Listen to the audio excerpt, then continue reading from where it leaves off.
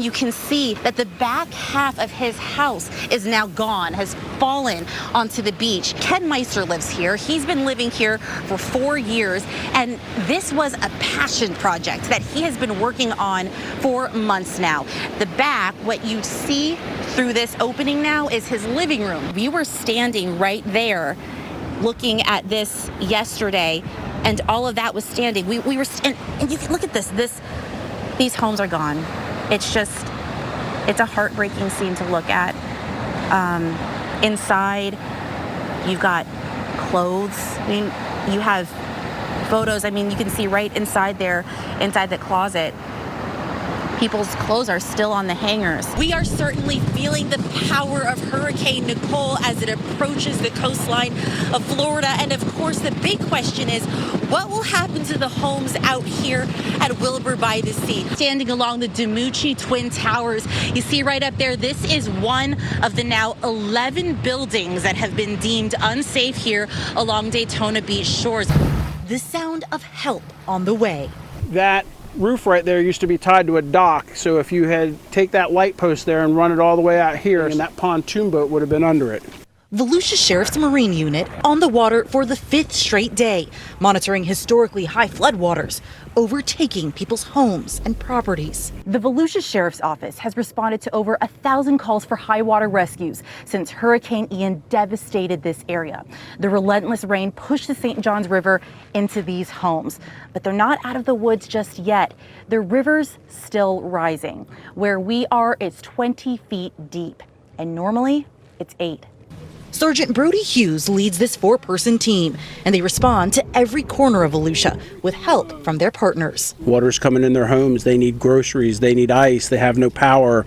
We went in there for a person that needed their medication at Walgreens. So those are the types of things that we're finding. And now they're hitting reset, preparing to do more since the river isn't letting up. As this water here starts to subside, this is all going to start shifting north, and we're going to see more people having to evacuate from their homes up in the DeLand, Astor area of the St. Johns. Which is why folks should not come to the St. Johns River. The tiniest wake makes a huge impact for these families' homes.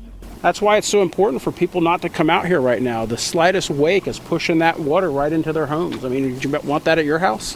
While Sergeant Hughes and his team monitor the flooding, they're out doing what they can, ready to help anyone who calls. If you need us, just call us. We're coming. One way or another, whether it's by boat, by big truck, or by patrol car, call us. Nothing is too small. We'll come. In Volusia County, Marlei Martinez, WESH 2 News. You can see the waves crashing on what used to be the shore, the public restrooms of the Volusia Beach substation crumbling into the water there. And that's exactly what folks are concerned about with these 11 buildings that have been deemed unsafe. Massive debris piles line Turnberry Drive here in Oviedo. For some folks, the damage was so extensive they had to move out of their homes. And while most of what you can see are shelves, beds, and doors, things that can be replaced, it's the mementos that folks fear they won't get back.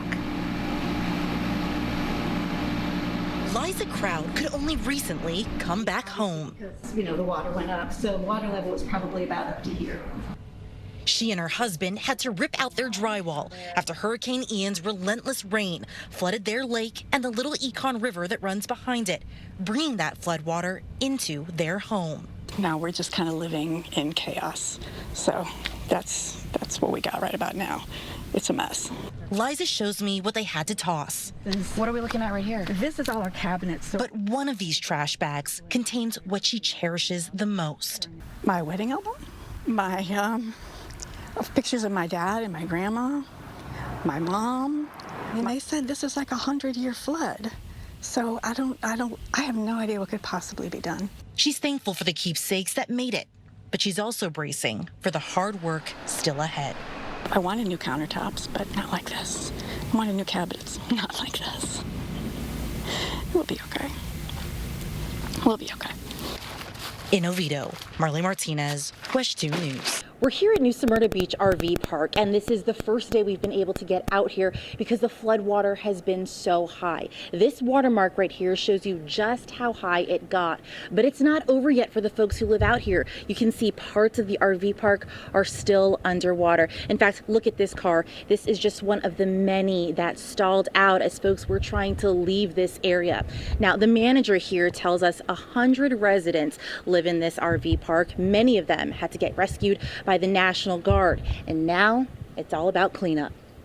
Looking at homes in New Smyrna Beach, it's hard to tell that anything's wrong inside. That is, until you look at what's outside. We had 18 inches of water in the house. Huge piles of debris line the streets of Corbin Park, including at the Mudge family's home, where Bill and Barbara raise their kids and grandkids. Now it's all hands on deck, cleaning up the dirt and ripping up the floors after Hurricane Ian flooded this home that the Mudges spent nearly 30 years building. I'm 67, he's 77, and this is not something we wanted to do in retirement.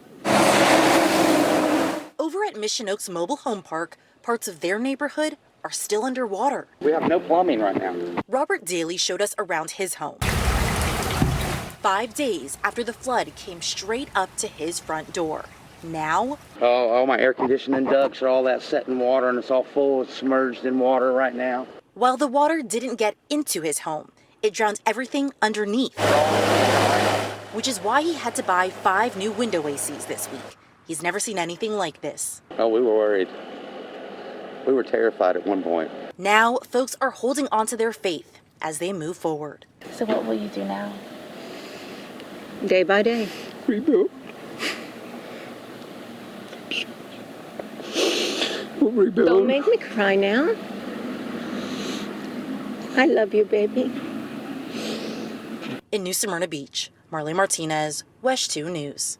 As the St. Johns River swells, this floodwater from Hurricane Ian spills onto neighborhood streets in Astor, waterlogging cars, yards, and homes. The floodwaters out here are so high that really the only way to get through these neighborhoods is by a big truck or by some sort of boat. But the folks who live in Astor, they're used to this, which is why they're prepared.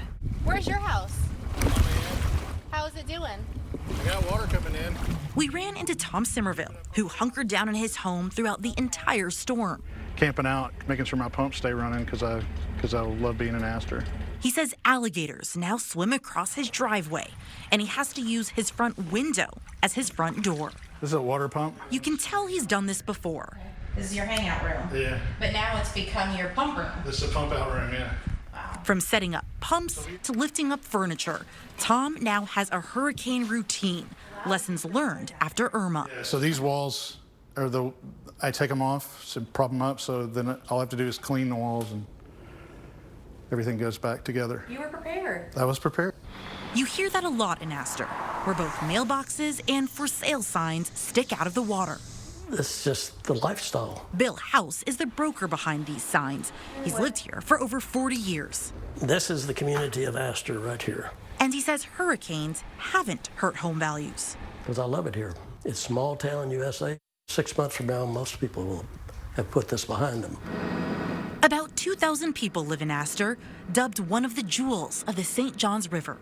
Residents say, despite the storms, it's still one of River Country's best-kept secrets. I just say it's the price for living in paradise.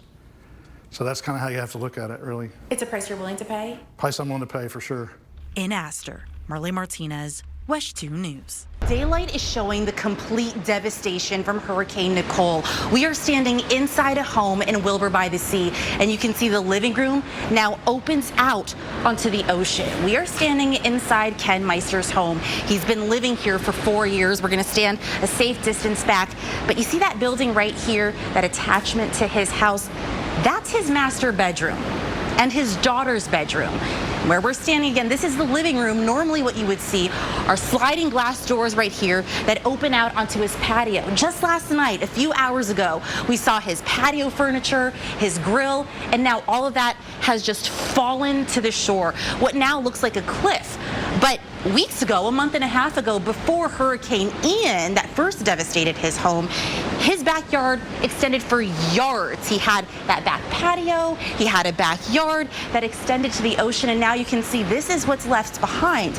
He just showed up to his home a few moments ago and saw this for the first time. He listened to Volusia County officials who said you should evacuate this area. There was a mandatory evacuation order earlier this week, and so many people on the coastline did decide to leave, but he's put so much work into this home, renovating his home. You can see even this fiddle leaf fig here. He's been working on keeping this alive, and then yet right past it, the house has just fallen into the ocean, and a lot of folks out here have been working hard to try to maintain their home, trying to get in those permanent seawalls, but they are running into some issues with that. We talked with Ken a little bit earlier about that, and now folks are just, while also trying to battle the shock, are trying to figure out what do they do next. In Wilbur at Sea, Marlei Martinez, WESH 2 News.